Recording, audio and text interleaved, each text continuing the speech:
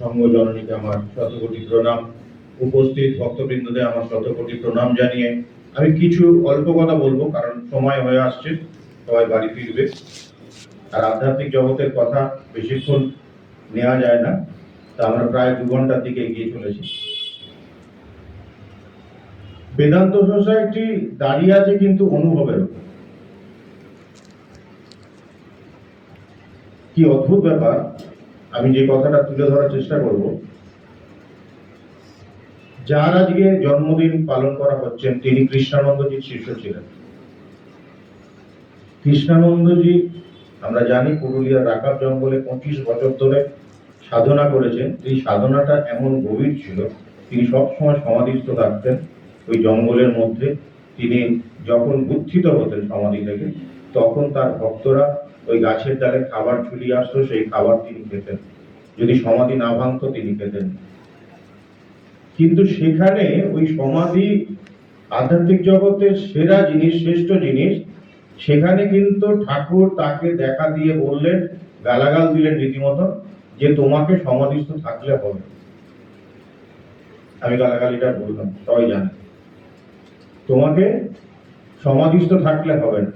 যেমন আমরা জানি স্বামীজিকে, স্বামী বিবেকানন্দকে ঠাকুর বলেছিল যে তুই কি চাস নরেন?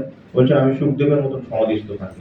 বলছি তোর এত চিন্তা ভাবনা এইরকম, তো নিজ চিন্তা ভাবনা এটা, হ্যাঁ, এই ধরনের চিন্তা ভাবনা। আমি তো জানি তুই বট গাছ। এই কিছুক্ষণ আগে আমরা দেখলাম যে কৃষ্ণদা বললেন যে ভগবান বট গাছ, মানে অনেক মানুষ আশ্রয় নেবে যেখানে, অনেক মানুষ যেখানে আশ্রয় নেবে। তো সেখানে কৃষ্ণানন্দজিকে ঠাকুর গালাগাল এমন দিলেন যে কৃষ্ণানন্দজিকে বললেন তোমাকে লোক ব্যবহার করতে হবে।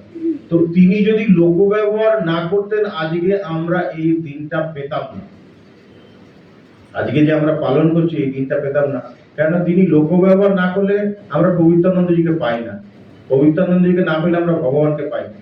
মানে প্রত্যেকটার সাথে প্রত্যেকটা একটা যুক্ত হয়ে আছে। সেই জন্য আধ্যাত্মিক জগতের সেরা জিনিস, শ্রেষ্ঠ জিনিসকে উপেক্ষা করে তিনি কিন্তু লোক ব্যবহার করতে চাইলেন। এবং লোক ব্যবহার করতে করতে কি রকম হয়, কত লাঞ্ছনা গঞ্জনা সহ্য করতে হয়, আজকে তার প্রমাণ কিন্তু ভগবান দিয়ে গেছেন।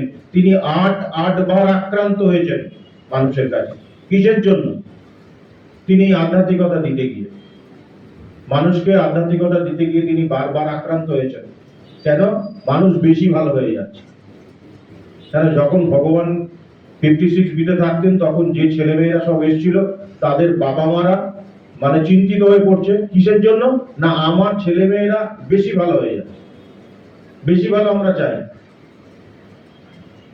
তো সেখানে ভগবান এমন দূরদৃষ্টি সম্পন্ন, তিনি তার গুরুদেবের জন্মদিনেই কিন্তু বেদান্ত সোসাইটি প্রতিষ্ঠা করলেন।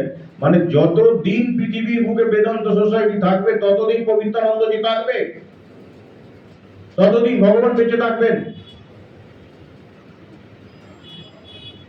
এই পবিত্রানন্দজিকে একটা সময় তার গুরুদেব বলছেন, তিনি উত্তরকাশীতে গেছেন, তার গুরুদেব বলছেন তার ব্লাড ডিসেন্ট্রি হয়েছে। বলছে যে গুরুদেব কে চিঠি লিখলেন, কি লিখলেন, যে আমার প্রতিদিন 1 ছটা করিয়ে রক্ত পড়িতেছে। তো গুরুদেব সেই চিঠি শুনিয়ে বললেন যে তুমি পৃথিবীতে বাঁচিয়া থাকিয়া কি ধুলি ওড়াইবে। এই গুরুদেবই পারে। কৃষ্ণানন্দজি প্রচন্ড মানে গুরুগম্ভীর একজন মহাপুরুষ ছিলেন এবং আধ্যাত্মিক জগতের